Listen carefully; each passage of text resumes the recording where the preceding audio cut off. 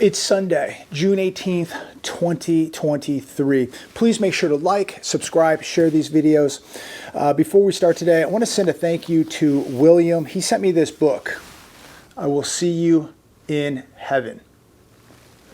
And I was just reading a little bit of it this morning, and I want to thank you, William, for sending this to me. I apologize that I didn't thank you sooner, but William sent this to us after the death of Gigi, and it's an incredible, good little book, and just really has some really great truths and facts regarding your pets and why you're going to see them again in heaven. And we're just so blessed to have them, and we're blessed to have another day today. But there's a few things I want to talk about getting into this video today. I do want to address a comment that I got, I think it was last night. Somebody wrote me, said, "Hey buddy, you're dangerous to society." And I was reading this, I'm going, well, I'm dangerous to society. Please comment down below. Do you think I'm dangerous to society? I guess for reporting the news, giving you my honest opinion, reporting the facts.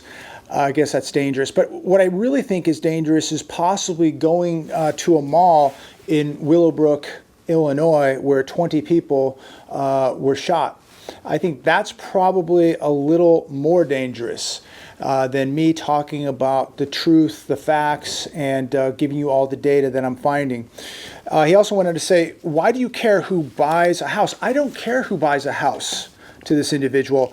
What I do care about is what happens to the people that bought these houses that are going to lose these houses. That's what I care about, because, see, we can go back to what happened in the '08 crisis and the bailout and how the taxpayer had to pay for this mess. And it was the banks, it was the wealthy, it was corporate America that made out like bandits.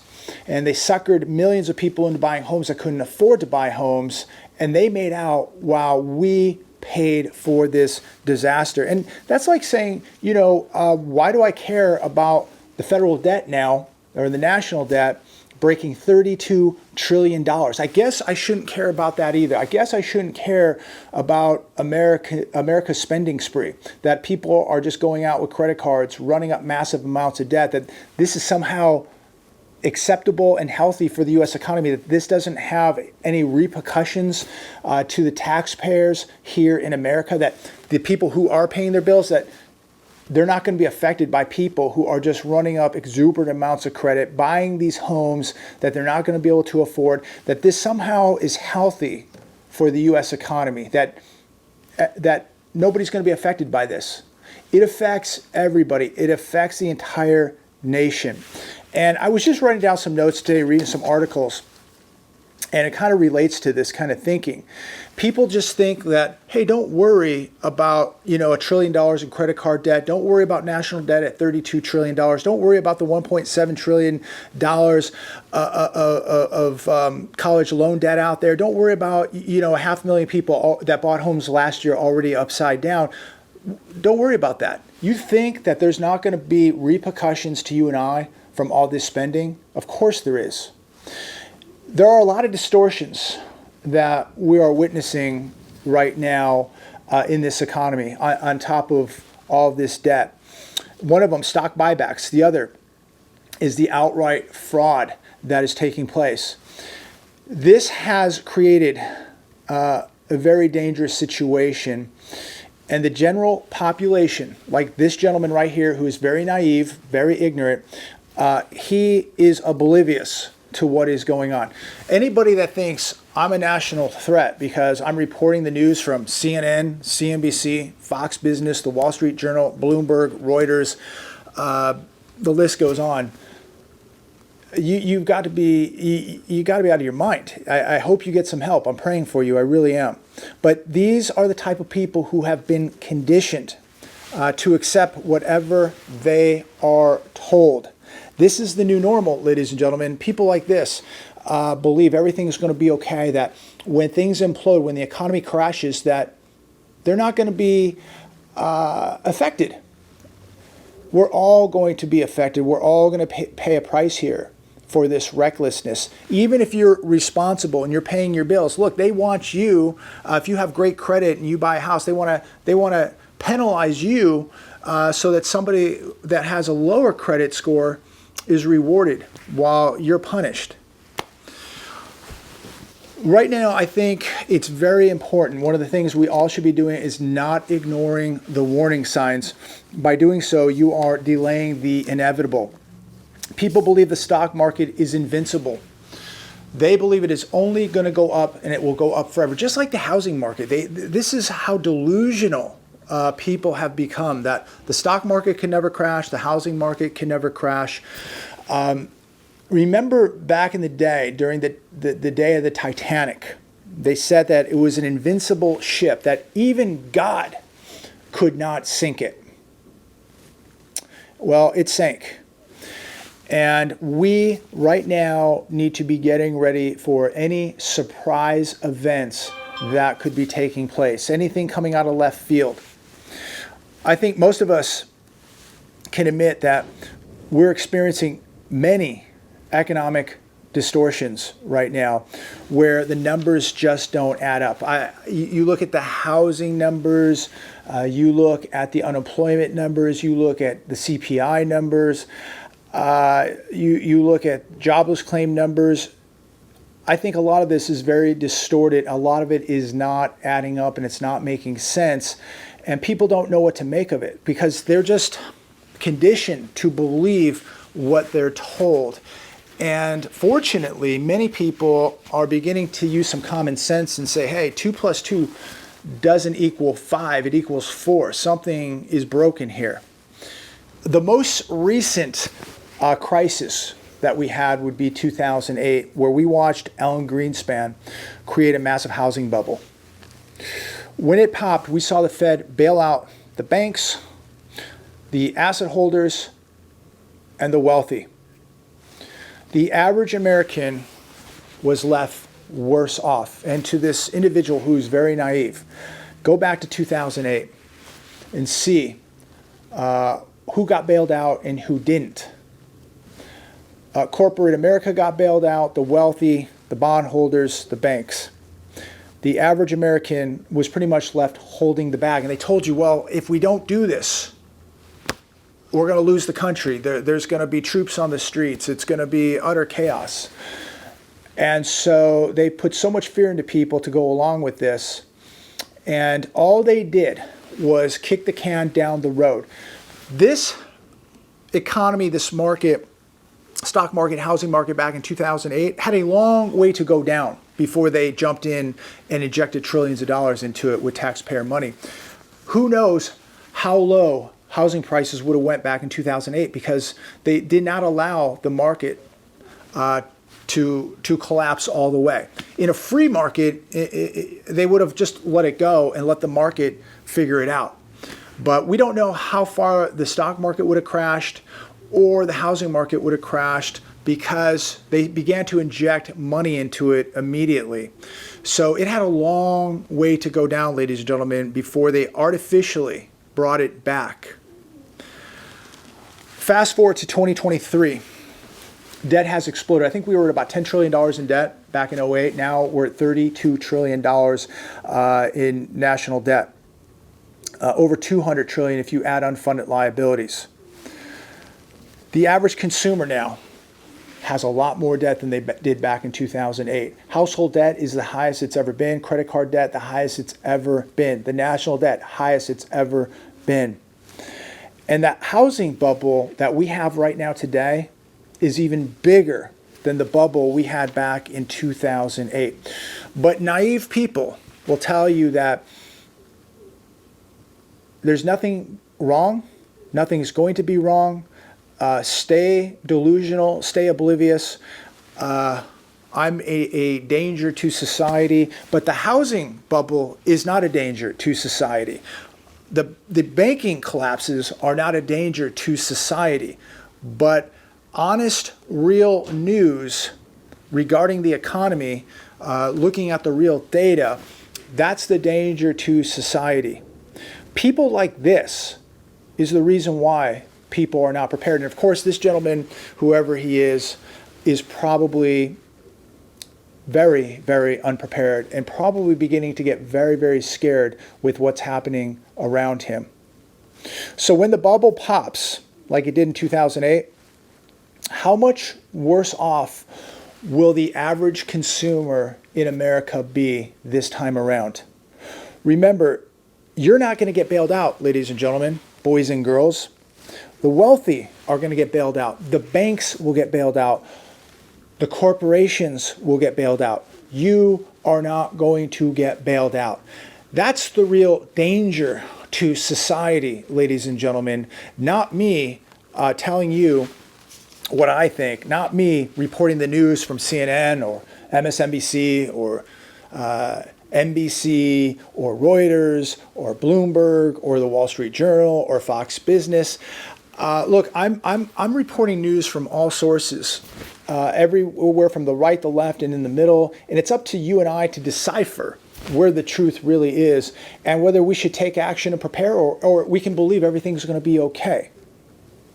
Wolfstreet.com, U.S. national debt hits $32 trillion, up $572 billion since debt ceiling suspended. I guess this is the real doom and gloom, ladies and gentlemen. We added $572 billion of debt in just 2 weeks. I guess that's not a threat to society, is it? Debt's not a threat. Of course not. Adding another $572 billion of debt in 2 weeks is no threat whatsoever. Remember this, debt doesn't matter until it does, and it is about to matter real soon. DailyMail.com, 20 people shot outside a Willowbrook Mall in Illinois. The aftermath of Juneteenth holiday horror. Just another holiday weekend, ladies and gentlemen, and I bring this up because these are the good times. We still have a somewhat stable society, economy right now, even though it's being propped up, even though it is extremely damaged, and we all know it's collapsing more and more every day. But when I read this article, and there was, I believe, 42 people shot or injured so far over the weekend from Illinois to Missouri. Over a holiday weekend. Holiday weekend, ladies and gentlemen, and we have 42 people shot between Illinois and Missouri. What does this look like as this economy begins to catapult down so fast? It's going to make your head spin. It's collapsing more and more every day. In fact, the economy, look, things collapsed back in 2008. I think most of us could agree to that, but it is really a death by 1,000 cuts. And even though the economy has collapsed, what is left is collapsing even more. And so we're going to have big problems socially in this country, because if these are the stable times, and I'm reading news like this, and look, this is all over national news, you can read it for yourself, it's horrifying. What happens when people get hungry? What happens when people actually get mad? What happens when people lose their pensions? What happens when more people lose their jobs, their homes, their futures, their opportunities? What is this all going to look like? I mean, what we're talking about right now is we're going to refer to it as a Sunday school picnic compared to what we're about to see. Here's another one. This was absolutely horrific. I hope they catch the person who did this. Dispute between dog walkers leads to pup's fatal stabbing in Central Park. The suspect was walking two dogs near 106th Street and East Drive Saturday, 8:30 p.m. when he became entangled in a verbal dispute with a couple that was walking their two dogs. And he killed their dog over a verbal dispute and then ran off. What kind of lowlife piece of garbage stabs somebody's dog over a dispute and then runs off? Absolutely sickening. These are demonic human beings, garbage. To do that to somebody's pet, to somebody's dog, it's a member of somebody's family, over a verbal dispute.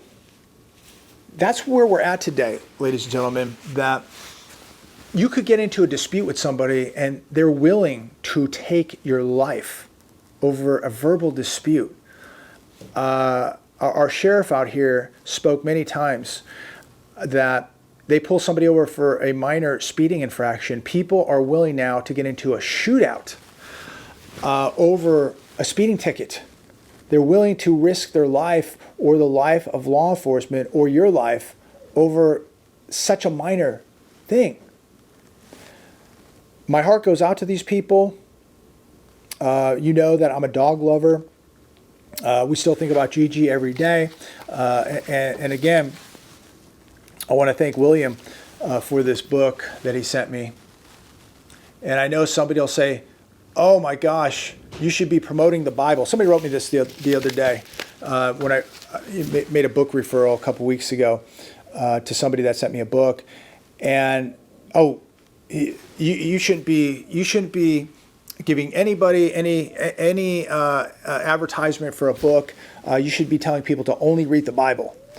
And I was like, okay, well, look, we should all be reading our Bible. In fact, we should be reading it every day at this point. And I'm guilty, I'm not. But we all should be reading our Bible. There's no doubt about it. But there's other really good books out there. And there's other books out there talking about what's happening right now and giving you a real feedback on what they see happening right now. And, even this book right here, I Will See You in Heaven, great little book. Should we all be reading the Bible? Absolutely. But there's other great books out there that we could be reading. Comment down below if you have a good book that you really think would benefit people. Comment down below. Yes, the Bible's the best. There's no doubt about it. But there's other good books out there that really are talking about what's happening today in detail and what people are doing. And so I think that there's some really good authors out there and some really good books out there. I wish I had more time to read. I don't have that much time. But getting back to this, I hope they catch this piece of garbage. It's absolutely horrifying how people become so outraged and willing to take the life of a human being or somebody's pet. So prayers for these people who lost their pet on Saturday, their dog. My heart goes out to them. I hope everybody out there says a prayer for these people. I mean, just imagine, be in their shoes right now. You're walking your dogs and you get into an altercation with somebody and they stab your dog to death.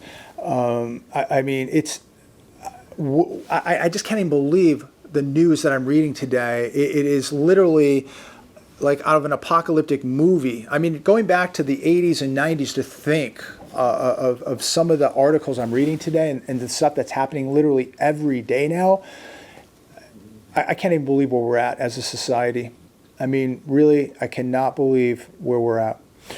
So I'm going to leave it there today on this Sunday. It's a beautiful day, a bit windy though. We're just being hit with so much wind out here in the desert. I can't believe it. But I'm just happy to be alive today. I'm happy to be able to make this video. Comment about anything you want to comment down below. And pray for this country, ladies and gentlemen. Pray for this country because we need a miracle. There's so much going on. And before I leave you really quick, we're seeing so much of China in the news now. Why is that?